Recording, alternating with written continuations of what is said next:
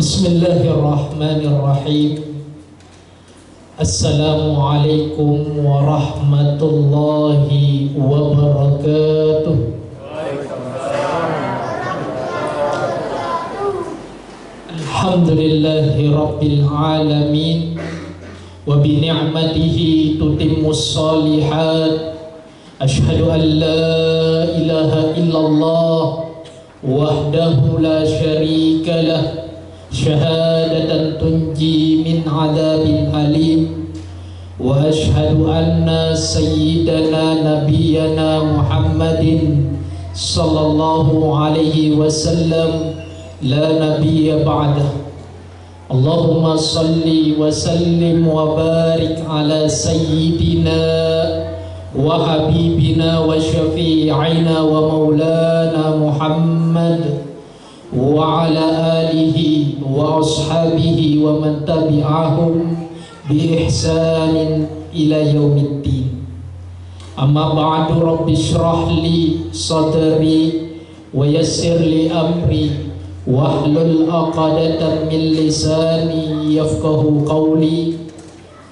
Ma'asyiral muslimin wal muslimat, as-shaimina was-shaimat, Bapak Ibu jamaah tarwih yang dimuliakan dirahmati Allah. Ramadan belum berakhir yang dimuliakan Allah. Ramadan masih menyisakan beberapa hari lagi.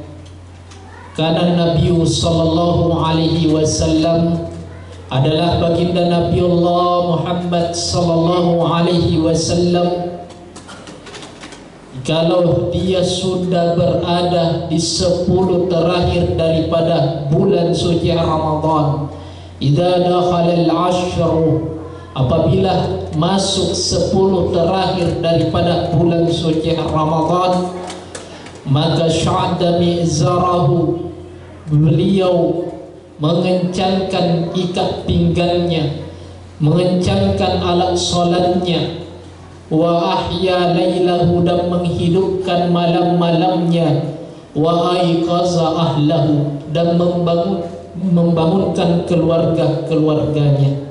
Maka jamaah yang dimuliakan Allah, Ramadan masih beberapa hari lagi. Mari kita maksimalkan Ramadan kita dengan ibadah. Ibadah kepada Allah, memperbanyak sedekah, kita beriktikaf, kita membaca, memperbanyak bacaan Al-Quran. Itu merupakan rangkaian ibadah-ibadah yang mampu menguatkan, yang mampu memberikan kedamaian di dalam bulan suci Ramadan.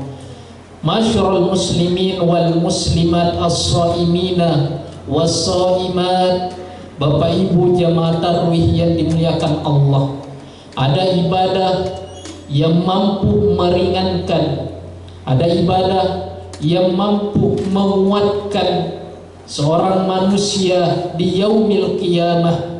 Di saat manusia mengalami kesusahan dan kesulitan, ternyata ada ibadah yang mampu memberikan kemudahan, mampu menguatkan manusia, mampu memberikan syafaat kepada manusia di saat manusia mengalami kesusahan dan kesulitan.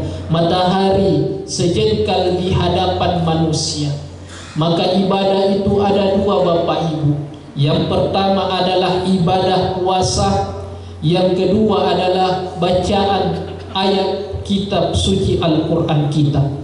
Maka ketika ibadah puasa dihadapkan dengan Allah, maka ibadah puasa berkata di hadapan Allah, ya Rabbi, yaqulu siyam mana'atuhu ta'ama wasyaraba wasyahawati bin nahar.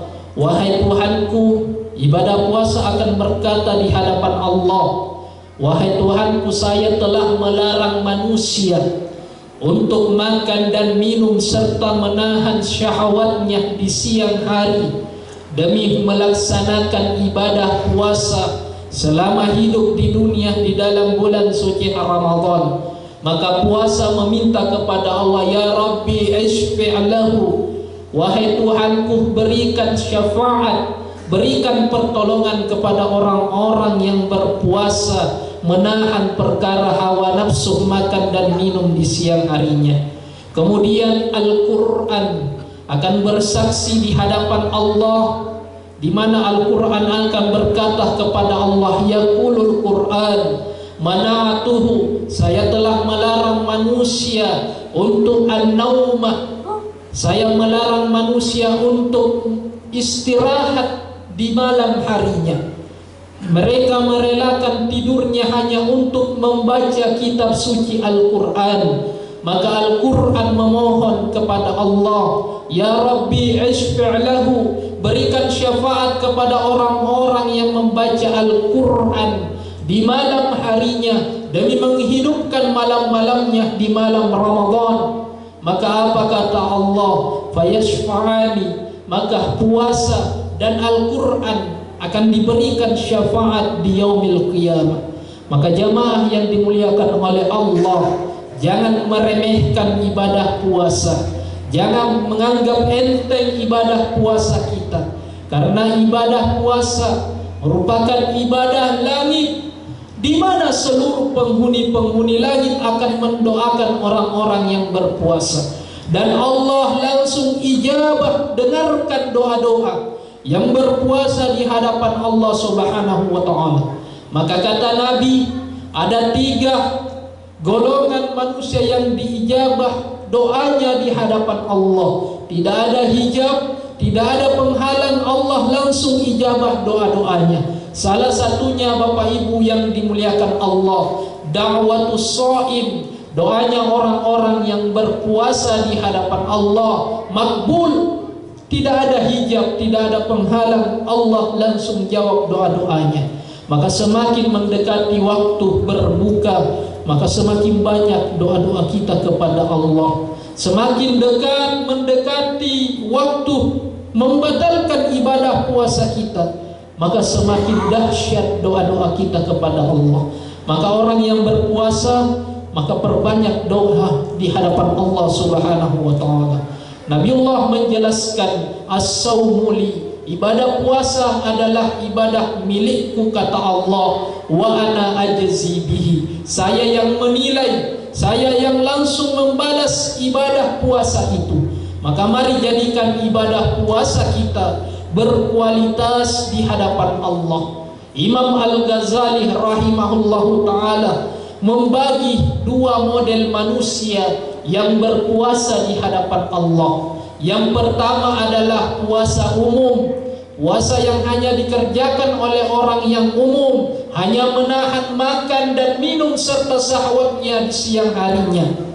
Kemudian puasa khusus, yakni puasa yang dikerjakan oleh orang-orang yang khusus, di mana dia tidak hanya menahan lapar dahaga di siang harinya, akan tetapi seluruh anggota tubuhnya juga berpuasa di hadapan Allah. Mulai dari ujung rambut sampai ujung kakinya berpuasa di hadapan Allah. Apa kata Nabi?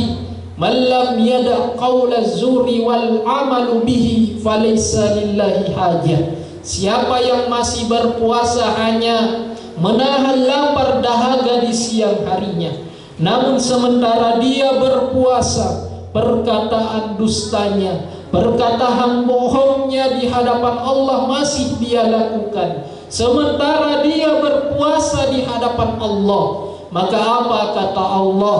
Falaisa lillahi hajah. Saya tidak membutuhkan model puasa yang hanya menahan lapar dahaga, akan tetapi seluruh anggota tubuhnya harus juga ikut berpuasa di hadapan Allah Subhanahu wa ta'ala. Maka mari jadikan ibadah puasa kita berkualitas di hadapan Allah. Kemudian yang kedua adalah Al-Quran. Momentum bulan suci Ramadan identik dengan Al-Quran. Maka jamaah yang dimuliakan oleh Allah, inna hadzal Quran, sesungguhnya kitab suci Al-Quran di yaumil qiyamah akan memberikan syafaat kepada orang-orang yang membersamai, kepada orang-orang yang membaca Al-Quran itu. Maka di yaumil qiyamah Al-Quran akan memberikan naungan, Al-Quran akan memberikan syafaat di saat manusia mengalami kesusahan dan kesulitan, di saat manusia dihadapkan dengan kesusahan, matahari sejengkal di hadapan manusia, maka payungnya, syafaatnya, pertolongannya adalah Al-Quran yang membersamai kita selama hidup di dunia.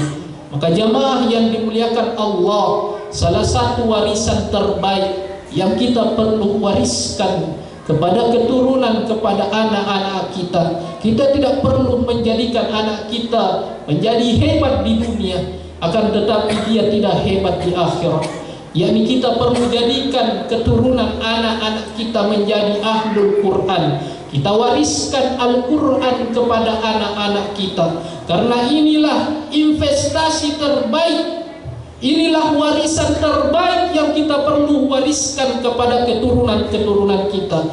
Kita jadikan anak-anak kita menjadi ahlul Quran di hadapan Allah. Siapa yang tidak bangga ketika seorang orang tua mendengarkan bacaan ayat suci Al-Quran dari anaknya? Siapa yang tidak merasa bahagia ketika seorang orang tua mendengarkan bacaan kitab suci Al-Quran dari anak-anaknya? Siapa yang tidak meneteskan air mata seorang orang tua yang anaknya bangun di malam harinya, kemudian dia menghidupkan Al-Quran dan berdoa di hadapan Allah, Rabbighfirli wa liwalidayya warhamhuma kama rabbayana shighara. Maka inilah warisan terbaik yang kita wariskan kepada anak-anak kita. Demi Allah, di yaumil qiyamah, yauma yafirrul mar'u min akhi. Kata Allah, di saat manusia mengalami kesusahan, manusia melarikan diri, manusia berlari-larian mencari pertolongan, kemana mereka akan meminta pertolongan? Di hadapan Allah Subhanahu wa ta'ala. Wa ummihi wa abi. Seorang istri yang biasanya selama hidup di dunia meminta tolong kepada suaminya, suaminya tidak mampu memberikan pertolongan di yaumil qiyamah. Istri yang biasa meminta apapun selama dia hidup di dunia kepada suaminya, nanti di yaumil qiyamah seorang suami tidak bisa berbuat apa-apa di hadapan Allah. Kemudian wasahibatihi wa bani, anak yang senantiasa meminta pertolongan kepada ayahnya, anak yang senantiasa datang kepada ayahnya, bantu saya ayah, bantu saya ayah. Apa kata ayahnya? Wahai anakku, saya tidak mampu memberikan pertolongan kepada engkau di yaumil qiyamah. Maka apa kata Allah? Likulli imri'in minhum yawma idzin sya'nu yughni. Maka setiap manusia datang kepada Allah mempertanggungjawabkan amal kebaikannya di hadapan Allah di yaumil qiyamah. Maka apa salah satu warisan, apa salah satu hal yang mampu menyelamatkan manusia